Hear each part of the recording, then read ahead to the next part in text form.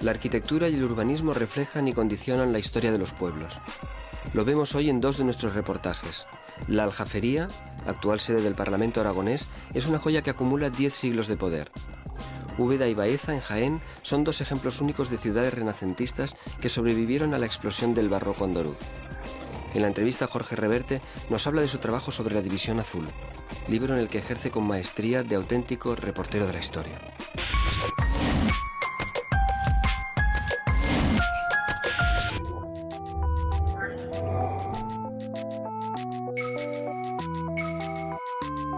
Estamos en Zaragoza y hemos venido hasta aquí para descubrir uno de los monumentos más bellos y probablemente más desconocidos de nuestro país, el Palacio de la Aljafería. Esta fortaleza, levantada por Al-Muqtadir, rey de la taifa de Saracusta, entre 1046 y 1081, representa una de las cimas de la arquitectura hispano-musulmana del siglo XI.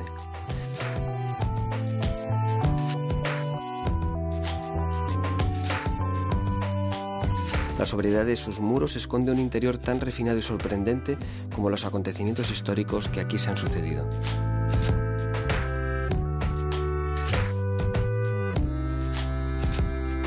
Al-Muqtadir es uno de los reyes más importantes de las taifas del siglo XI. Fue el que trajo al Cid aquí a Zaragoza, el que de alguna forma defendió la frontera norte del Islam frente a los cristianos después de la gran decadencia del califato, y el constructor de este magnífico palacio como gran referencia, como gran centro de poder.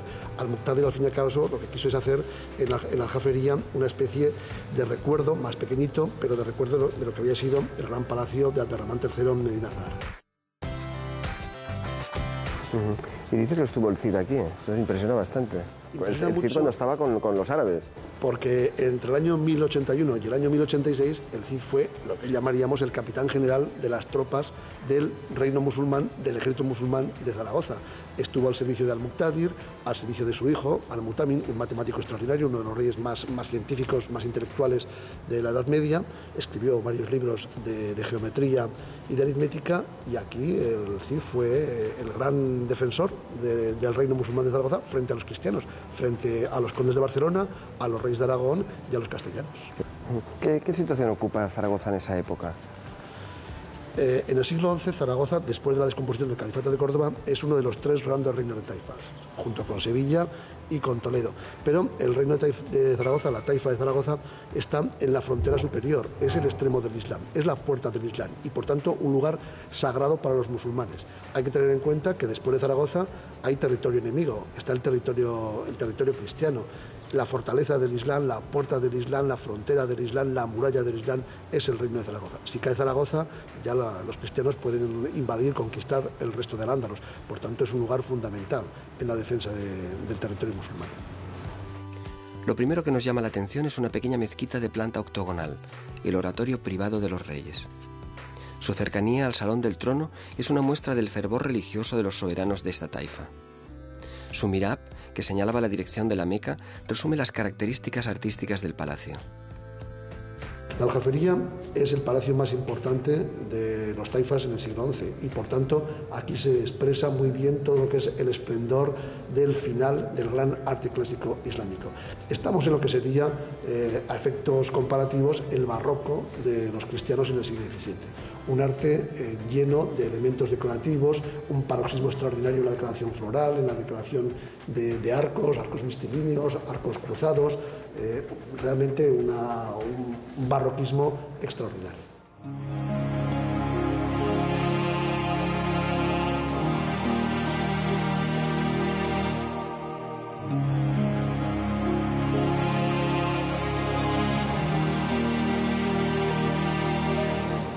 ¿Por qué la Aljafería es tan poco conocida si la comparamos con la Alhambra o los Reales Alcázares? Es poco conocida porque no ha tenido seguramente la fortuna de tener ese escaparate de turismo que tuvo la Alhambra y, sobre todo, esa imagen literaria que dejó Washington Irving con sus famosos cuentos de la Alhambra. Ha faltado en el siglo XIX esa literatura romántica que ha hecho de la Alhambra lo que es. Pero, desde luego, en cierto modo, la Aljafería es una pequeña Alhambra, es una imagen del paraíso. Los musulmanes estaban apasionados con el agua, con los jardines, era la imagen de ese paraíso, de ese cielo, de ese Edén, Y en cierto modo este patio es un reflejo del paraíso. Las albercas con el agua que corría por aquí, las plantas, la vegetación, esa imagen del paraíso, el paraíso en la tierra, es en cierto modo lo que representa un jardín árabe, un riyad árabe.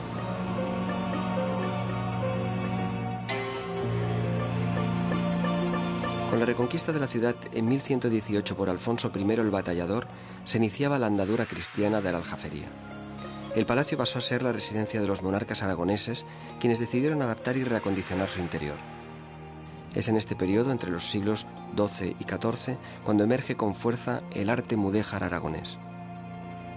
Pero el gran cambio, la gran transformación, vendría un poco más tarde de la mano de los reyes católicos. Estamos en una parte del palacio que ya no corresponde a la época islámica, ¿no? Estamos en el Salón del Trono, en el gran Salón del Trono de la época de los Reyes Católicos. Es un edificio, la parte superior de este edificio se construyó entre 1491 y 1492, en el momento del final de la Reconquista, y los Reyes Católicos utilizaron este edificio, utilizaron este salón como lugar de recepción de la corte cuando hacían sus visitas a Zaragoza.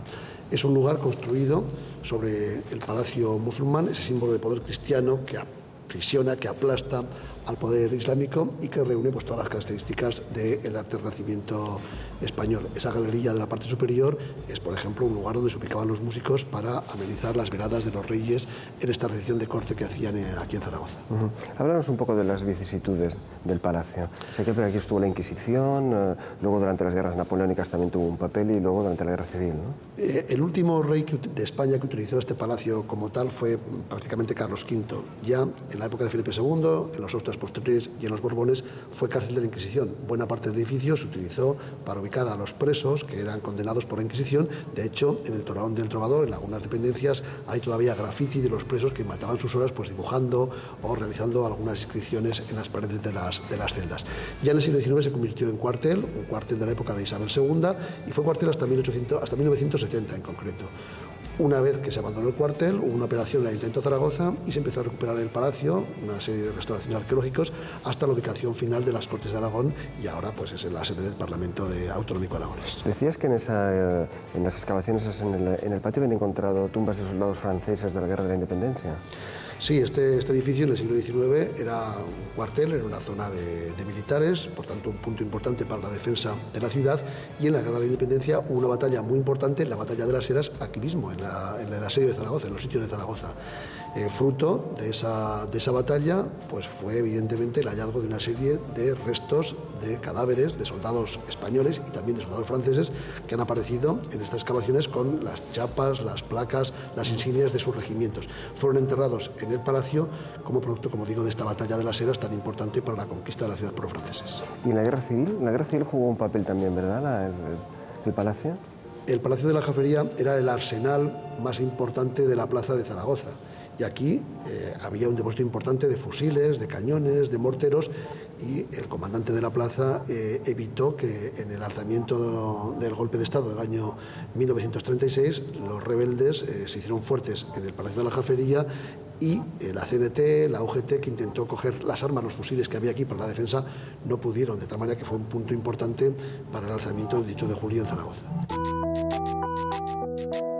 Pese a ser declarado Monumento Nacional de Interés Histórico-Artístico en 1931, el Palacio de la Aljafería presentaba todavía en 1947 un lastimoso aspecto de semi-abandono. Durante la segunda mitad del siglo pasado se llevó a cabo una lenta y minuciosa labor de restauración que ha devuelto a este palacio gran parte de la belleza de antaño. Pero, ¿cómo se acomete una restauración de este calibre? Aquí se ha intentado recuperar los aspectos más importantes desde el punto de vista artístico. Yo creo que ha primado fundamentalmente lo islámico, pero ha habido un condicionante posterior que ha sido la ubicación del Palacio de las Cortes de Aragón, la sede del Parlamento Autonómico Aragonés, con lo cual se ha condicionado la restauración integral, sobre todo del exterior del edificio. Ahora bien, las últimas restauraciones han sido bastante aceptables y desde luego se ha recuperado con un buen criterio lo más importante del palacio, que es obviamente el Palacio Islámico y el Palacio de los Reyes Católicos. ¿Cómo recomiendas tú hacer una visita de este sitio? Pues con mucha calma. Es un lugar, no es muy grande el palacio, ya te he dicho que ocupa pues, prácticamente una superficie de casi 1 hectárea, pero tiene elementos de ensoñación extraordinarios. Hay que pararse en cada detalle, ver las filigranas de las yeserías, detenerse en los artesonados mudéjares, en el techo, la techumbre estupenda de la Sala de los Reyes Católicos, porque la aljafería está llena de pequeños detalles. Es un microcosmos y hay que hacer esa visita con muchos detalles y desde luego apasionarse con el resto de nuestra cultura, porque es la cultura de todas las épocas de la historia de España. Dejamos la aljafería con la sensación de haber pisado un lugar que resume los últimos 10 siglos de la historia de España. Un palacio repleto de encanto y significado, y casi siempre protagonista. Incluso teatral. Giuseppe Verdi se inspiró en un acontecimiento ocurrido en la Torre del Trovador para escribir su célebre ópera Il Trovatore.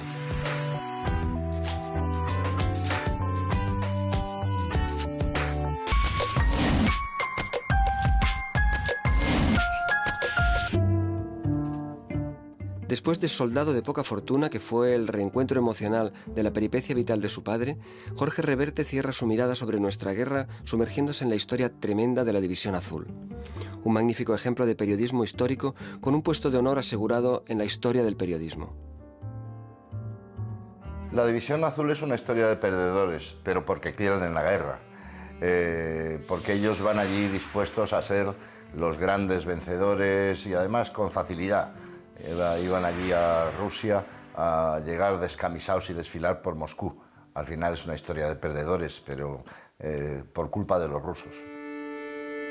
Los voluntarios que se apuntaron a la División Azul vivieron algo que no esperaban. Ellos esperaban una campaña grandiosa, subidos a lomos de los tanques alemanes, y se encontraron que era una división hipomóvil, que era como casi todas las alemanas en el frente del Este, que tenían que ir andando a los sitios y la impedimenta iba tirada por caballos. Pero eso fue lo mínimo, eso fue lo menor. Lo grave es que se enfrentaron a temperaturas de a veces 50 grados bajo cero y se encontraron además en la guerra más dura que ha habido en la historia. La División Azul fue algo que parece un disparate hoy, pero fue un recurso que Franco puso en marcha para tener su parte del botín en una guerra que estaba convencido que ganaba Alemania.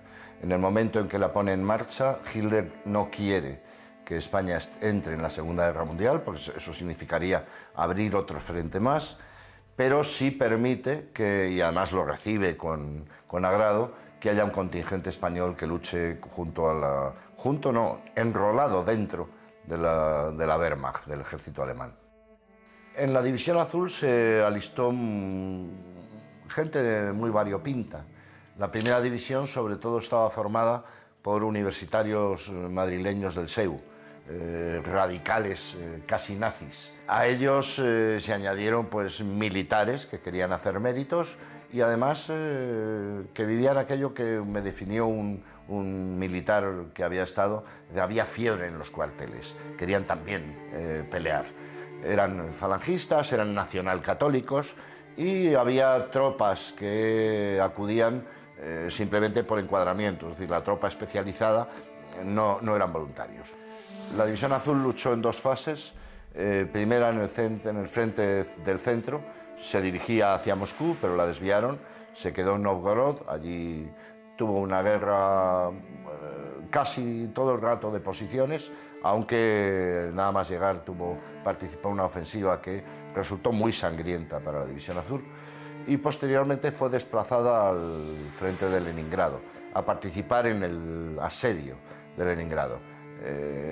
Y esa parte ya en la que no es ofensiva, porque no hacen ahí ataques, simplemente sostienen ese asedio, la División Azul cumple un papel terrible, que es el de cercar una ciudad en la que llegan a morir por hambre más de casi 1,5 millones de civiles. Y eso, la División Azul forma parte de ese asedio.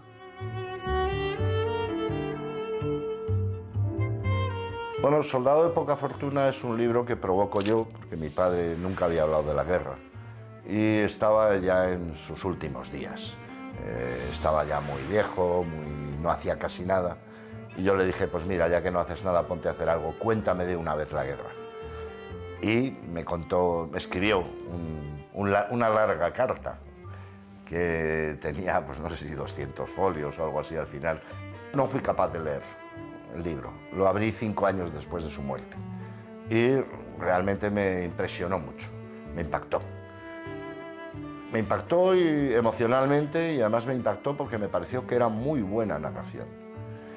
Pero como dudaba de mí mismo porque era demasiado próximo a mí, pues se lo llevé a unos amigos, a Javier Pradera y Natalia Rodríguez Salmones. Les dije, a ver, ¿qué os parece esto? Y se entusiasmaron tanto como yo. Lo que pasa es que me pidieron que, como era una carta, yo tenía que contestar a esa carta. Y eso de ahí viene que yo participe también, y mi hermano Javier, que era muy aludido también en el libro, pues también contesta con un trozo a aquella larga carta que acabó siendo un libro, que es Soldado de poca fortuna.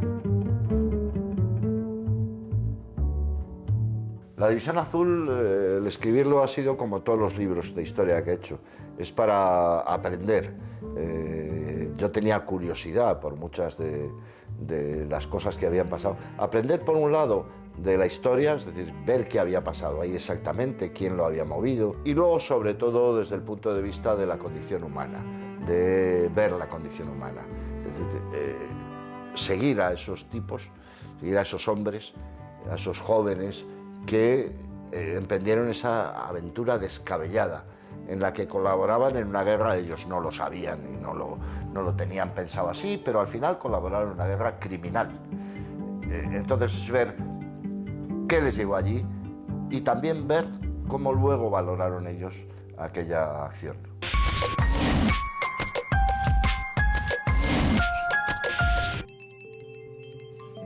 A finales del siglo XV, la Edad Media languidecía tras 1000 años de existencia.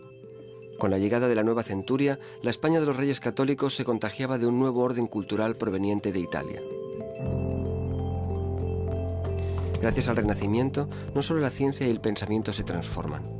Nuestras ciudades, tan góticas, acabarían también modificando su aspecto y adoptando las nuevas tendencias arquitectónicas.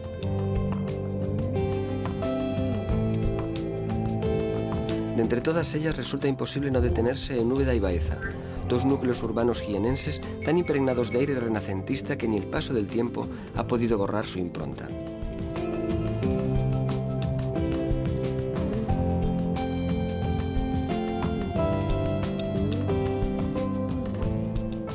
El Renacimiento italiano va llegando a España fundamentalmente a partir de los primeros decenios del siglo XVI, hasta tal punto de que incluso pues, en Baeza o en algunas iglesias de Úbeda, en algunas iglesias de Baeza se pueden ver todavía estilos de transición, unos estilos del otoño de la Edad Media en que todavía es un proto-renacimiento, hay fórmulas renacentistas, pero dentro de una matriz que es esencialmente todavía gótica, es esta transición del gótico flamígero, de este gótico que se retuerce, que se enriquece, que bulle y se llena de adornos. Pues este momento de transición se vive aquí en la zona que estamos tratando, pero se vive también en toda España, y de pronto, pues en estos primeros decenios del XVI hace una eclosión enorme y empiezan a aparecer una serie de palacios, de iglesias, de monumentos que ya son estrictamente renacentistas, porque ya acogen como lo moderno, como lo nuevo, como lo verdaderamente trascendente, las nuevas fórmulas que está legando el Renacimiento italiano. El giro renacentista de Úbeda y Baeza no se entiende sin el esplendor económico que vivieron ambas poblaciones a principios del siglo XVI. Por aquel entonces, la nobleza y el alto clero promueven un patrimonio monumental que se refleja en trazados urbanísticos y edificios de gran relevancia. Así, Úbeda representa la arquitectura privada y el poder civil, mientras que Baeza aglutina la arquitectura pública y el poder religioso del obispado. La Capilla Funeraria del Salvador es una creación de don Francisco de los Cobos, que fue el secretario personal del emperador, de Carlos V, y la construye en su pueblo natal, en Úbeda, justamente pues con una serie de significados y de intenciones muy variadas. La construye pues para ostentación personal de su estatus, del nivel que ha adquirido como secretario del emperador, la construye también como ofrenda pues a su pueblo natal y la construye también pues con significación religiosa. No en vano su vocación es el Salvador del mundo, lo cual significa, tiene un mensaje, ¿no?, de redención, de salvación de la propia alma, de creencia en la vida eterna, etc.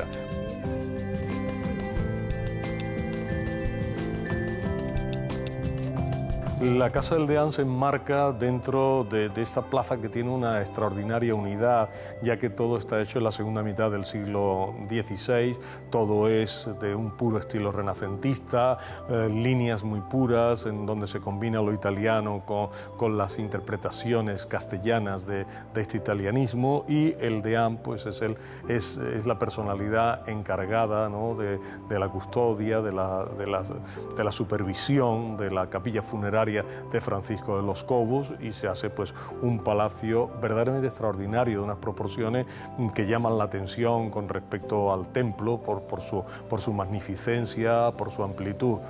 Es un palacio pues muy original en muchas de sus formas, por ejemplo el balcón partido que mira directamente al programa iconográfico de la capilla funeraria.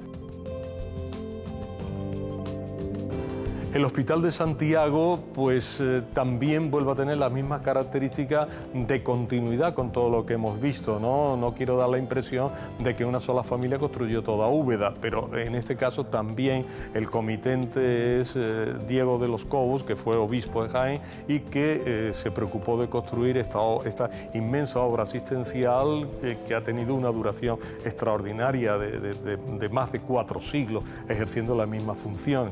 Pero no solo eso, sino que el arquitecto es también Andrés de Vandelvira, que deja aquí una de sus verdaderas obras maestras, que tiene el patio de unas proporciones extraordinarias, la capilla, que hoy está muy remodelada, pero sobre todo esa escalera monumental, preciosa, donde además de las dimensiones que son únicas, además de eso pues hay un programa iconográfico realmente exuberante, de carácter mitológico, de carácter histórico, de carácter religioso, etcétera, y lo que lo convierte en una obra singularísima dentro del Renacimiento español. La unidad estilística arquitectónica de Úbeda la completan edificios como el Palacio del Marqués de Mancera, el Palacio de las Cadenas o el de Vela de los Cobos.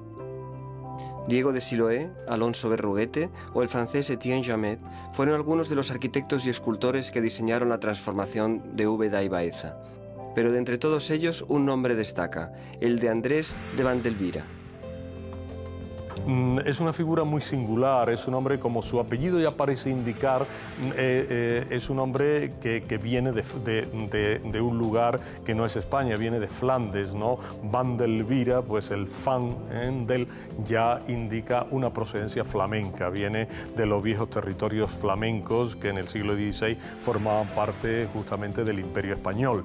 Y es un hombre que se afinca en toda el área del Santo Reino de Jaén y que deja su impronta pues en una enorme cantidad de obras monumentales extraordinarias.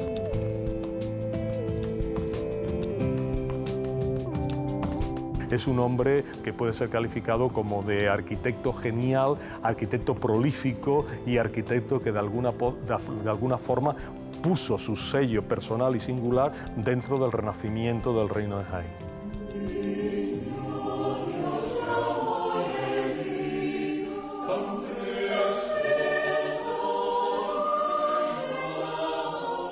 Baeza es un espléndido conjunto monumental de calles silenciosas y piedras doradas. Aunque el poder religioso se hizo más patente aquí que en la vecina Úbeda, su arquitectura civil es probablemente más destacable que la eclesiástica. La antigua universidad, con su magnífica iglesia y su patio, y el Palacio de Jabalquinto, son dos de sus máximos exponentes.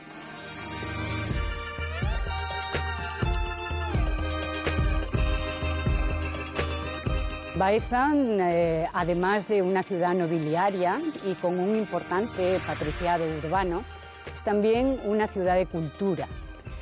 Se va a conseguir una bula papal por la cual se va a fundar esta universidad, cuyo primer rector fue Juan de Ávila.